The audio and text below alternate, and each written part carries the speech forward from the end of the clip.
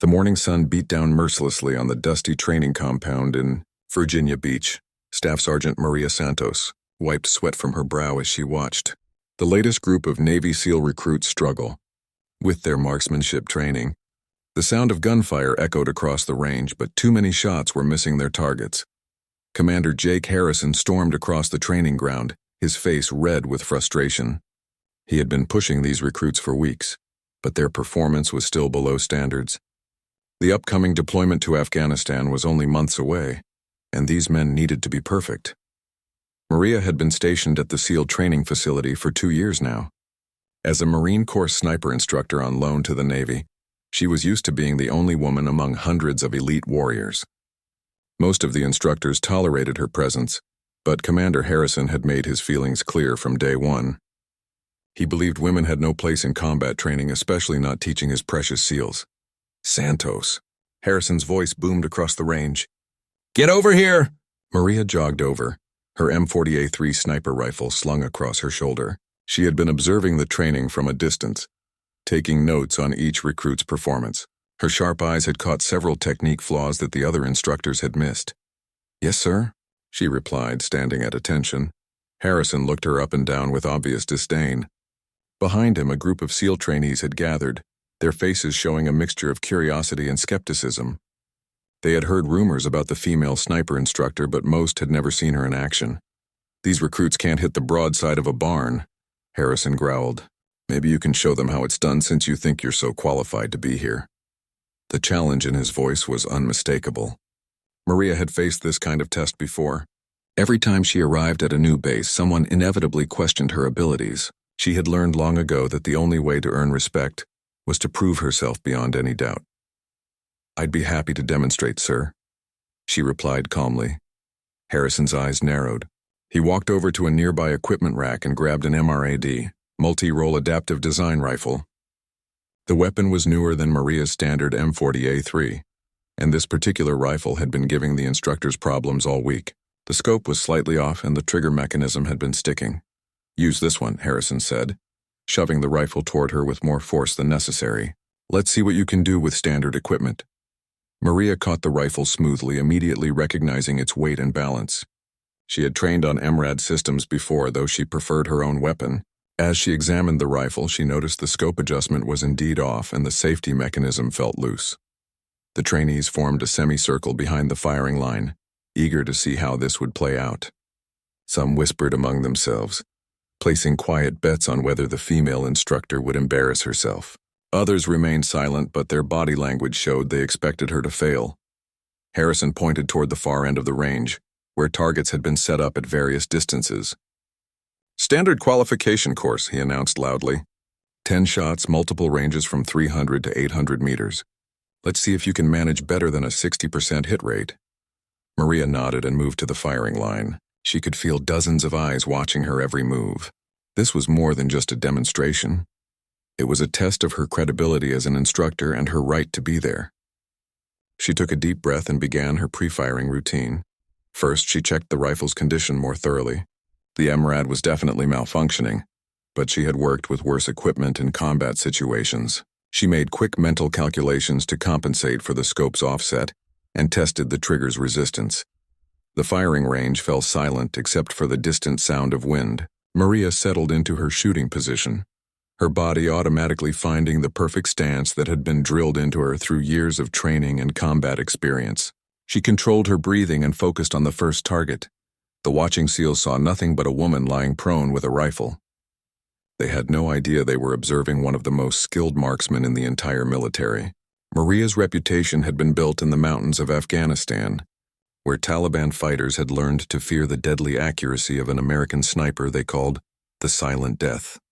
But here, in this moment, she was just another instructor trying to prove herself worthy of teaching America's elite warriors.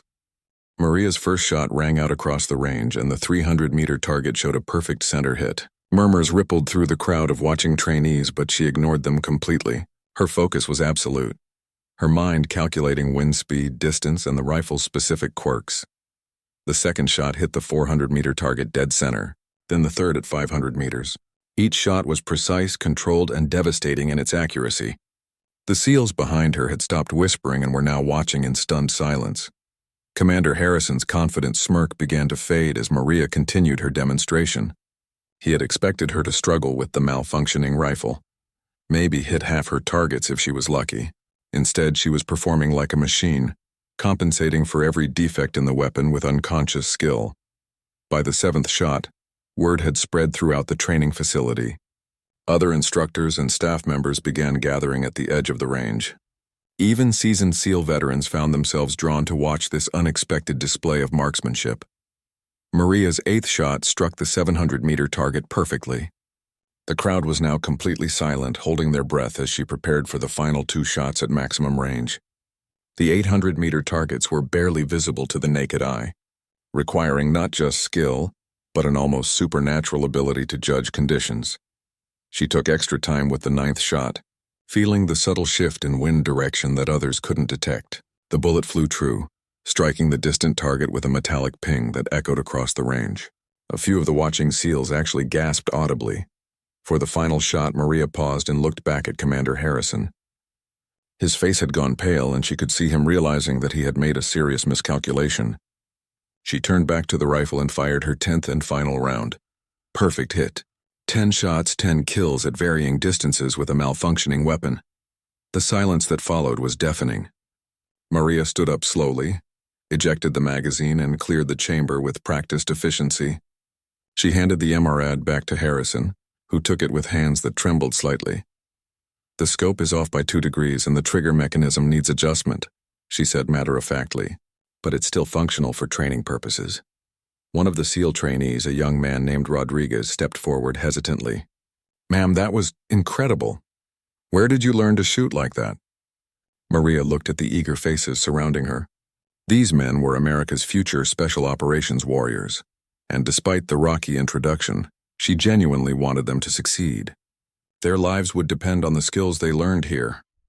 3 deployments in Afghanistan, she replied simply, and about 15 years of practice before that.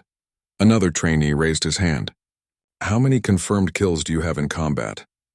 The question hung in the air like a challenge. Kill counts were serious business in the military. They represented real combat effectiveness and were not numbers that anyone threw around lightly. Maria hesitated, not because she was ashamed of her record, but because she knew the impact her answer would have. Commander Harrison seized the moment, thinking he could still salvage his authority.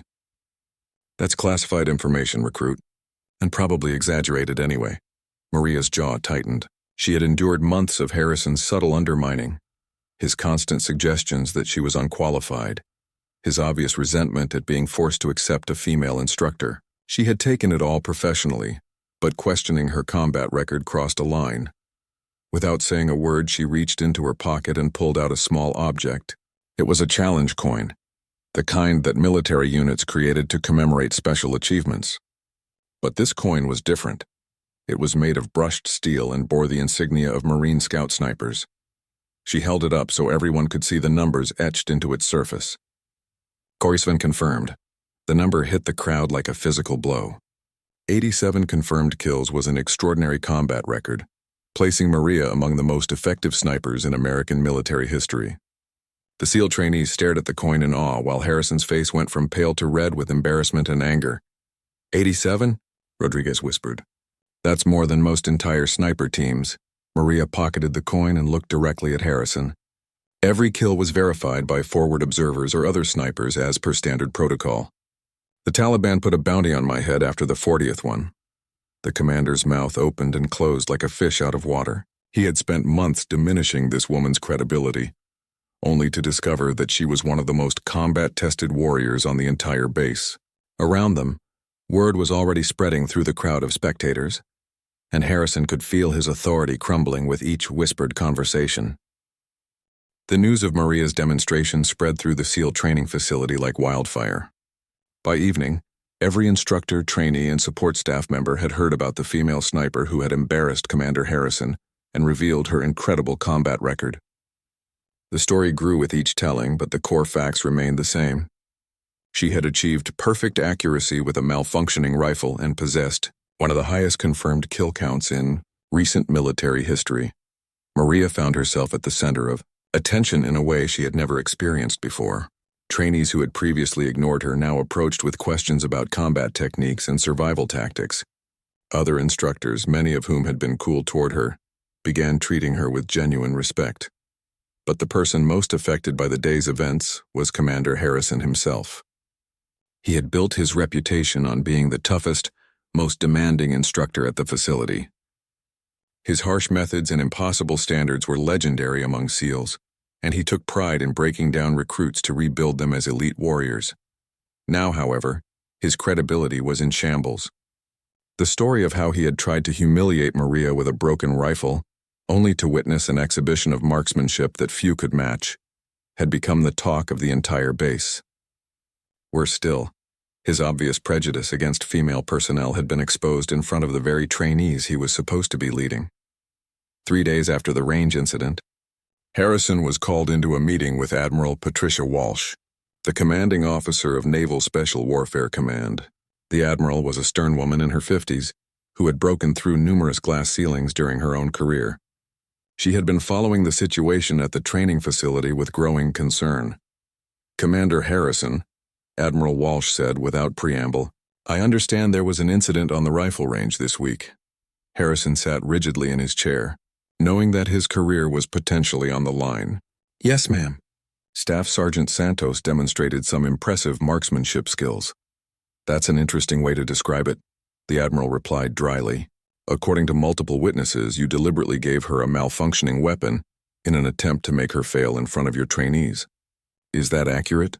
The room fell silent except for the tick of a wall clock. Harrison knew he couldn't lie. Too many people had witnessed the event. "I wanted to test her abilities under realistic conditions, ma'am." "With a rifle that your own instructors couldn't use effectively?" Admiral Walsh leaned forward. "Commander, Staff Sergeant Santos has been assigned to your facility specifically because of her combat experience and training expertise.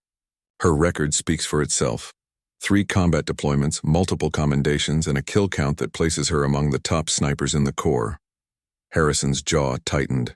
"Ma'am, I still believe that female personnel have no place in SEAL training. These men need to learn from warriors who understand what they'll face in combat. Are you suggesting that someone with 87 confirmed kills doesn't understand combat?" The admiral's voice was ice cold. "Because I can think of very few people in this entire command who have seen more action than Staff Sergeant Santos." The meeting continued for another hour, with Admiral Walsh making it clear that Harrison's behavior was unacceptable and would not be tolerated. She had worked too hard to integrate qualified female personnel into special operations training to let one commander's prejudices undermine the program. Meanwhile, Maria was conducting an advanced marksmanship class for a group of senior SEAL trainees. These were men who had already completed basic training and were preparing for specialized roles as designated marksmen within their teams. The atmosphere in this class was completely different from her early experiences at the facility. "The key to long-range accuracy isn't just technical skill," Maria explained as she demonstrated proper breathing techniques. "It's about reading the environment and understanding how dozens of factors can affect your shot. Wind speed is obvious, but humidity, altitude, even the rotation of the earth can matter at extreme distances." One of the trainees, a petty officer named Thompson, raised his hand. "Staff Sergeant, how do you maintain accuracy under stress? In combat situations when you're taking fire?" Maria paused her demonstration, remembering the countless times she had been forced to take critical shots while under enemy fire. "The stress never completely goes away," she said honestly, "but training builds muscle memory. When you've practiced the fundamentals thousands of times, your body can perform even when your mind is dealing with fear or adrenaline." She went on to describe specific combat situations from her deployments, sharing lessons learned from real engagements with enemy forces.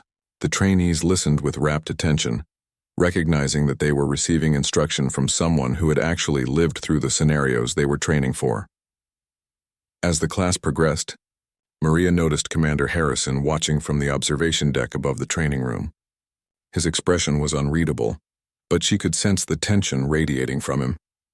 The dynamic between them had shifted dramatically since the range incident, and she wondered what consequences would follow.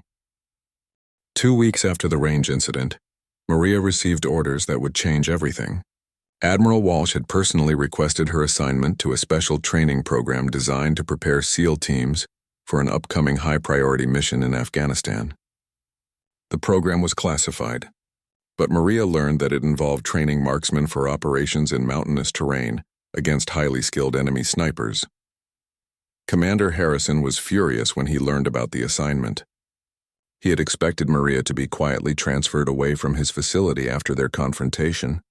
Instead, she was being given an even more prominent role in SEAL training. The message from Admiral Walsh was clear. Maria's expertise was valued, and Harrison's prejudices would not be allowed to interfere with mission readiness. The new training program brought together 12 of the Navy's best snipers and designated marksmen. These were not fresh recruits, but seasoned warriors with multiple deployments and proven combat records. Maria found herself working alongside men who had heard stories about her marksmanship demonstration, but had never witnessed her skills firsthand. Chief Petty Officer Mike Sullivan was the senior enlisted man in the group, a veteran with 4 deployments and 32 confirmed kills. He had initially been skeptical about working with a female instructor. His doubts evaporated during their first joint training exercise. The exercise involved a complex scenario where teams of snipers had to coordinate their fire to eliminate multiple targets while avoiding civilian casualties. Maria was paired with Sullivan as his spotter, a role that required absolute trust between partners. She had to provide range calculations, wind readings, and target identification while he took the shots. Wind is shifting to 2 o'clock. Estimated at 8 miles per hour, Maria whispered into her radio as Sullivan adjusted his position. Target is 730 meters, slightly uphill. Civilian vehicle approaching from the east, you'll have a clear shot for about 15 seconds. Sullivan followed her guidance perfectly, taking down his assigned target with a single shot. As they moved to their next position, he found himself impressed by her calm professionalism and accurate readings. By the end of the exercise, his respect for her abilities was complete. "I owe you an apology," Sullivan told her afterward. "I let other people's opinions cloud my judgment." "You're as good as anyone I've worked with." Maria appreciated his honesty. She had learned long ago that respect had to be earned individually with each new person she worked with. Gender, rank, and reputation meant nothing until she proved herself through performance. The training program intensified over the following weeks. Maria found herself not just teaching techniques, but learning from the experienced SEALs as well. Each man brought different skills and perspectives from their various deployments. She shared her knowledge of Afghan mountain warfare, while they taught her about maritime operations and urban combat. During one particularly challenging exercise, the teams were required to make shots at distances exceeding 1,000 meters in simulated combat conditions. Instructors used blank ammunition and pyrotechnics to create realistic stress and distractions. Maria volunteered to demonstrate the first shot to establish the baseline for the exercise. She set up her rifle on a ridge overlooking the training valley, calculating the extreme range to her target. At this distance, she had to account for bullet drop, wind drift, and even the Coriolis effect caused by the Earth's rotation. The mathematics were complex, but years of experience had given her an intuitive understanding of long-range ballistics. Commander Harrison appeared on the ridge. Having driven out to observe the exercise personally, he still carried himself with arrogance, but Maria noticed that he no longer openly challenged her authority. Admiral Walsh's intervention had clearly made an impact. "Think you can make this shot, Santos?" he asked, his tone neutral but with an underlying edge. Maria didn't respond immediately. She was focused on reading the wind patterns across the valley, watching how the vegetation moved at different elevations. The shot was at the very edge of what was considered possible with the equipment they were using. "The conditions are challenging," she finally replied, "but it's within the weapon's capability." She settled into her firing position, controlling her breathing and heart rate. The target was barely visible through her scope, a small steel plate that would ring when hit. Around her, the SEAL trainees watched in silence, knowing they were about to witness something extraordinary. The shot rang out across the valley, echoing off the surrounding hills. For several seconds, there was no sound except the wind. Then faintly came the distinctive ping of metal striking metal. A cheer went up from the watching SEALs. Even Harrison looked impressed despite himself. The shot had been at the absolute limit of the rifle's effective range, yet Maria had made it look routine. "How did you compensate for the wind shear in the valley?" asked one of the trainees. Maria began explaining her calculations, but she could see that Harrison was studying her with new interest. Something had shifted in his attitude, though she couldn't quite identify what it was. The breakthrough came during a nighttime training exercise 3 weeks later. Intelligence reports had indicated that Taliban snipers in Afghanistan were using advanced night vision equipment and sophisticated tactics to target American forces. The SEAL teams needed to prepare for encounters with enemies who were far more skilled than the typical insurgent fighters. Maria was leading a team of 6 snipers through a simulated night mission when they encountered an unexpected challenge. The exercise controllers had added a surprise element. Instructor teams playing the role of enemy snipers were attempting to hunt down the SEAL trainees using the same tactics that Taliban fighters employed in the Afghan mountains. The exercise quickly became a deadly game of cat and mouse. Maria's team had to complete their mission objectives while avoiding detection by skilled opponents who knew the terrain and had the advantage of defensive positions. It was the kind of realistic training that could save lives in actual combat. Commander Harrison was observing the exercise from the control center, monitoring radio communications and tracking team movements on digital displays. He watched as Maria's team moved through the darkness with professional precision, communicating in whispers and hand signals as they approached their targets. Then everything went wrong. One of the instructor teams playing enemy snipers managed to set up an ambush that caught Maria's SEALs in the open. Simulated gunfire erupted across the training area as blank rounds and laser systems indicated hits on multiple team members. Within seconds, 4 of the 6 SEALs were marked as casualties. Only Maria and Chief Sullivan remained effective, pinned down behind inadequate cover with enemy positions on 3 sides. The exercise had become a test of survival skills and tactical thinking under extreme pressure. "Control, this is Santos." Maria's voice came over the radio, calm despite the desperate situation, requesting permission to engage with live fire demonstration. Harrison grabbed the radio microphone. "Negative, Santos. This is a training exercise with safety protocols. Sir, I can neutralize the ambush positions without endangering personnel. This is a teaching opportunity." There was a long pause as Harrison considered the request. The instructor teams playing enemy snipers were using elevated positions that would be difficult to assault conventionally. But Maria was suggesting something different, a demonstration of real sniper, tactics that could turn the exercise into a masterclass for the watching trainees. "Explain your plan," Harrison said. Finally, Maria's response was crisp and professional. "I can use live ammunition to eliminate targets placed near the instructor positions. This will simulate neutralizing the enemy snipers while maintaining safety. The instructors can observe my technique and then explain to the trainees how I identified and engaged their positions." The concept was brilliant. Instead of ending the exercise in failure, Maria wanted to turn it into a learning experience that would demonstrate advanced counter-sniper tactics. The instructors playing enemy roles would gain valuable insights into their own vulnerabilities, while the trainees would see how a skilled marksman could turn a desperate situation around. Harrison found himself nodding, despite his usual reservations about Maria's methods. "Approved. All instructor teams acknowledge and observe." What followed was a masterpiece of tactical shooting. Maria identified the first enemy position by the muzzle flash from their blank ammunition, calculated the range and angle, then placed a live round within inches of the instructor's position. The proximity of the real bullet made it clear that the enemy sniper would have been eliminated. She then moved to a new position, using darkness and terrain to remain undetected while lining up shots on the remaining ambush positions. Each shot was precise, demonstrating different techniques for engaging targets at various ranges and angles.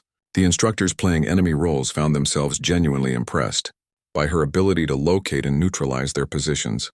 The exercise concluded with Maria and Sullivan successfully completing their mission objectives while the enemy ambush lay in ruins. As the lights came up and the participants gathered for the after-action review, Harrison realized that he had witnessed something exceptional. "Santos," he called out as the teams assembled. "Walk us through your decision-making process." For the next hour, Maria explained her tactics in detail. She described how she had identified enemy positions, chosen her firing positions, and coordinated with Sullivan to maintain security while engaging targets. The listening SEALs asked detailed questions about urban sniper tactics, counter-surveillance techniques, and the psychology of high-stress shooting. Commander Harrison found himself taking notes along with the trainees. Despite his years of experience, Maria was teaching concepts that he had never encountered. Her combat experience in Afghanistan had given her insights into enemy tactics that couldn't be learned from textbooks or conventional training. As the debriefing ended and the teams dispersed, Harrison approached Maria privately. "That was impressive work tonight," he said, his tone lacking its usual edge. Maria studied his face, trying to read his intentions. "Thank you, sir. The trainees performed well under pressure." "I've been thinking about our earlier conversation with Admiral Walsh," Harrison continued. "Maybe I was too quick to judge your qualifications for this assignment." It wasn't exactly an apology, but Maria recognized it as the closest thing to an admission of error that Harrison was likely to offer. She nodded acknowledgement without making a big deal of the moment. "These men are going into combat soon," she replied. "Whatever helps them survive is worth doing." For the first time since her arrival at the facility, Maria sensed that she and Harrison might be able to work together effectively. The walls of prejudice and resistance were finally beginning to crack. The transformation in Commander Harrison's attitude became obvious to everyone at the training facility over the following weeks. He began seeking Maria's input on training scenarios and incorporating her combat experiences into the curriculum. The change was so dramatic that other instructors started joking about Harrison's conversion, though always carefully out of his earshot. The turning point came when Admiral Walsh announced that their training program had been selected to prepare a special task force for Operation Mountain Strike, a classified mission targeting a high-value Taliban commander who had been orchestrating attacks against American forces. The enemy leader was reportedly protected by some of the most skilled snipers in the Taliban ranks, making this exactly the type of mission their program had been designed to address. Maria found herself appointed as the lead instructor for mission-specific training, working directly under Harrison's command. The irony wasn't lost on either of them.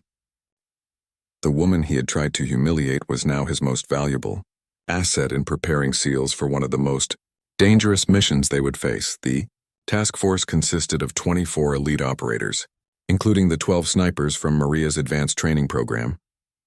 Chief Sullivan had been selected as the senior enlisted advisor, and his confidence in Maria's abilities had spread throughout the team.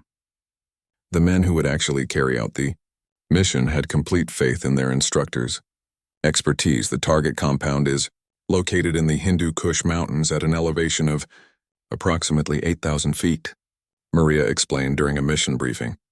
Intelligence indicates at least 6 enemy snipers positioned on surrounding ridges, with effective fields of fire covering all approach routes. She used satellite imagery and topographical maps to illustrate the tactical challenges they would face. The Taliban commander had chosen his location carefully, using natural terrain features to create an almost impregnable defensive position. Any assault team would be exposed to sniper fire from multiple directions. "The enemy marksmen are not typical insurgent fighters," Maria continued. "These are trained professionals, some with military backgrounds from various conflicts. They use modern equipment and sophisticated tactics. Underestimating them could be fatal." Commander Harrison watched from the back of the briefing room as Maria outlined the mission parameters. He was struck by her thorough understanding of enemy capabilities and her ability to communicate complex tactical concepts clearly. The SEALs hung on her every word, recognizing that her insights could mean the difference between mission success and catastrophic failure. Training for Operation Mountain Strike intensified dramatically. Maria designed scenarios that replicated the specific challenges the task force would face, including high-altitude shooting, coordinated sniper teams, and operations under extreme time pressure. She pushed the SEALs harder than they had ever been pushed before, but always with clear explanations of why each skill was essential. During one particularly grueling exercise, Petty Officer Rodriguez collapsed from exhaustion after spending 18 hours in a sniper hide position. As medics checked his condition, he looked up at Maria with respect and determination. "Staff Sergeant, I know this training is saving our lives," he said between gasps for air. "Whatever you need us to do, we'll do it." That sentiment was echoed throughout the task force. The men understood that Maria wasn't just teaching them techniques. She was preparing them to face enemies who had killed American soldiers with precisely the tactics they were learning to counter. The psychological pressure was intense. Everyone knew that the mission was scheduled for execution within weeks, and that the Taliban commander they were targeting had American blood on his hands. Failure wasn't just a training setback. It meant that a dangerous enemy would continue killing coalition forces. Harrison found himself relying more and more on Maria's expertise as the mission approached. Her knowledge of Afghan terrain, enemy tactics, and high-altitude operations filled gaps in his own experience.